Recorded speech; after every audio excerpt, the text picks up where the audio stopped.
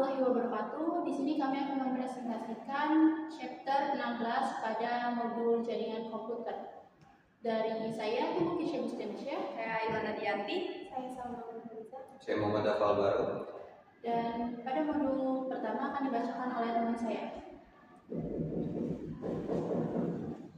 Jadi di 16.1.1 ini pada bagian ini kita mempelajari berbagai kategori ancaman yang mengincar jaringan kita. Tidak hanya melihat ancaman dari luar eksternal, tapi juga melihat potensi ancaman dari dalam yaitu internal. Nah, seringkali lebih sulit daripada sulit dideteksi.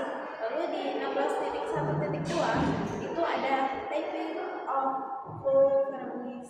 Di sini fokus kita adalah mencari lubang atau celah dalam sistem.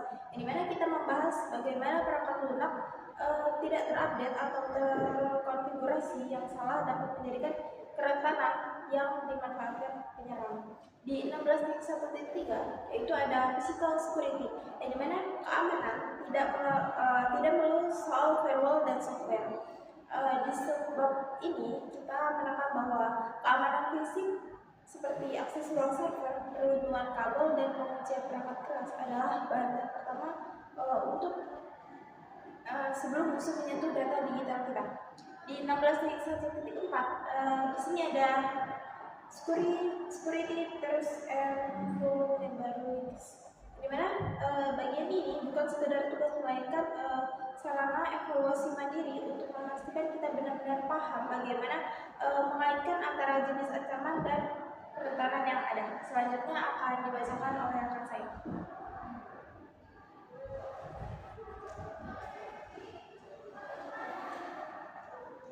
Oke, di sini saya akan menjelaskan 16.2, yaitu membahas tentang network attack atau serangan pada jaringan. Serangan ini dilakukan oleh pihak yang tidak bertanggung jawab dengan tujuan mencuri data dari komputer. Contohnya ada virus, worm, trojan, ransomware, dan spyware. Malware biasanya melalui file yang diunduh, email, atau website yang tidak aman. Makanya kita harus hati-hati saat mengunduh file dari internet.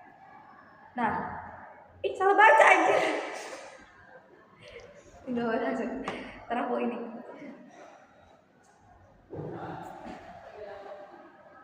Pada materi ini, saya akan membahas tentang network attack atau serangan pada jaringan. Serangan ini dilakukan oleh pihak yang tidak bertanggung jawab dengan tujuan mencuri data, merusak sistem, atau mengganggu jalannya jaringan. Karena itu, kita perlu memahami jenis-jenis serangan agar bisa lebih waspada. 16.2.1 yaitu types of malware. Yang pertama adalah types of malware. Malware adalah program berbahaya yang dibuat untuk merusak atau mengambil data dari komputer. Contohnya ada virus, worm, trojan, ransomware, dan spyware. Malware biasanya masuk melalui file yang diunduh, email, atau website yang tidak aman. Makanya kita harus hati-hati saat mengunduh file dari internet. 16.2.2 Reconnaissance attack. Ini bisa dibilang tahap awal sebelum hacker melakukan serangan. Mereka akan mengambil informasi tentang target seperti alamat IP, port yang terbuka, atau jenis sistem yang digunakan. Semakin banyak informasi yang didapat, semakin mudah bagi mereka untuk melakukan serangan berikutnya. 16.2.3 Access attack adalah serangan yang bertujuan mendapatkan akses ke sistem atau jaringan tanpa izin, misalnya dengan menembak password, terus mencuri akun, atau memanfaatkan celah keamanan. Kalau berhasil, penyerang bisa melihat, mengubah, bahkan menghapus data yang ada di dalam sistem. Selanjutnya 16.2.4 Denial of Service attack atau DOS attack. Serangan ini dilakukan dengan cara membanjiri server atau jaringan menggunakan banyak permintaan secara terus-menerus. Akibatnya server menjadi sibuk dan pengguna yang sebenarnya tidak bisa mengakses layanan tersebut.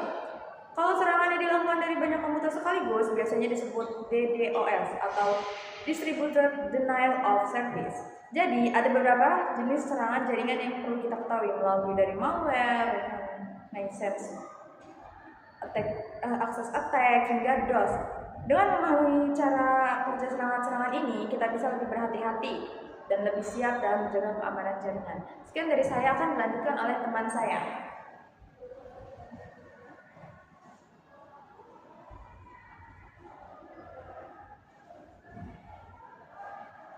Oke, di sini saya akan mempresentasikan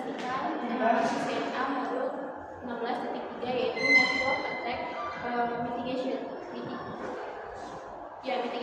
Nah, pada modul ini kita membahas tentang network attack atau cara mengurangi dan mencegah serangan pada jaringan.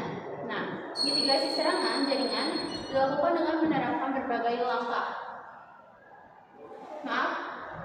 Menerapkan berbagai langkah keamanan agar data dan perangkat jaringan tetap terlindungi. Nah, tujuannya adalah mengurangi risiko kerusakan akibat serangan seperti malware, pencurian data, dan akses yang tidak sah. Nah, beberapa metode mitigasi yang dapat dilakukan yaitu yang pertama, menggunakan firewall. Nah, firewall ini berfungsi untuk menyaring lalu lintas jaringan dan memblokir koneksi yang mencurigakan. Kemudian ada menggunakan antivirus atau anti malware. Ini digunakan untuk mendeteksi serta menghapus program berbahaya yang dapat merusak sistem. Kemudian yang ketiga itu ada melakukan update sistem, yakni memperbarui software dan perangkat jaringan untuk menutup celah keamanan yang dapat dimanfaatkan penyerang. Kemudian ada yang keempat yaitu menggunakan password yang kuat. Ini dapat membantu mencegah akses yang tidak sah ke perangkat jaringan. Kemudian yang kelima itu ada menerapkan enkripsi. Nah, ini melindungi data agar tidak mudah dibaca oleh pihak yang tidak berwenang. Jadi, pada modul ini bertujuan untuk memperkuat keamanan jaringan dengan mencegah, mendeteksi, dan mengurangi dampak dari serangan yang terjadi. Berikutnya akan dibacakan oleh teman saya.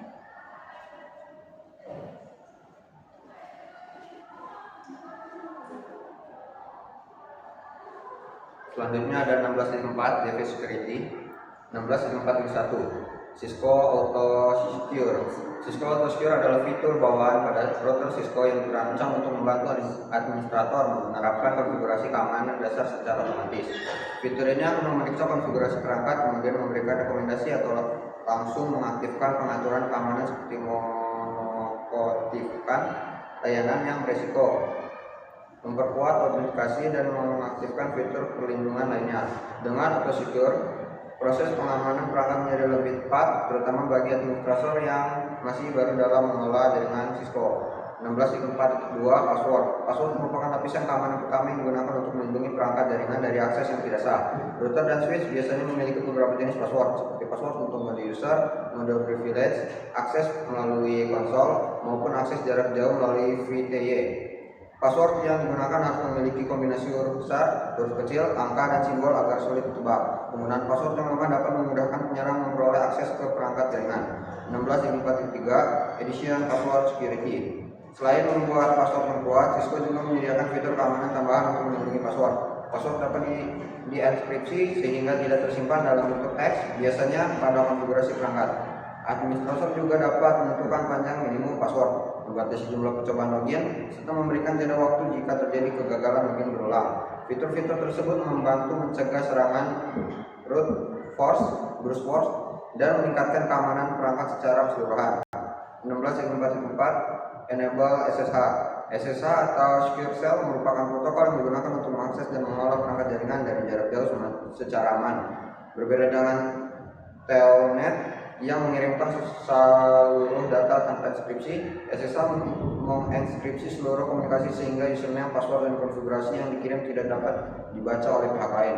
Untuk menggunakan SSH, administrator perlu mengkonfigurasi nama host, nama domain, membuat pasangan kunci RSA, membuat akun pengguna, dan mengaktifkan SSH pada jalur FTY. Karena lebih aman, SSH menjadi standar utama untuk remote manajemen perangkat jaringan. Pada 16.4.5 Disable Unison Service.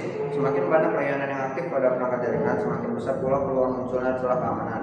Oleh karena itu, layanan yang tidak diperlukan sebaiknya dinonaktifkan. Contohnya pada layanan HTTP, CDP, atau protokol lain yang tidak digunakan dalam operasional jaringan. Dengan mengurangi jumlah layanan yang berjalan, administrator dapat mengurangi risiko eksploitasi oleh penyerang sekaligus meningkat performa perangkat.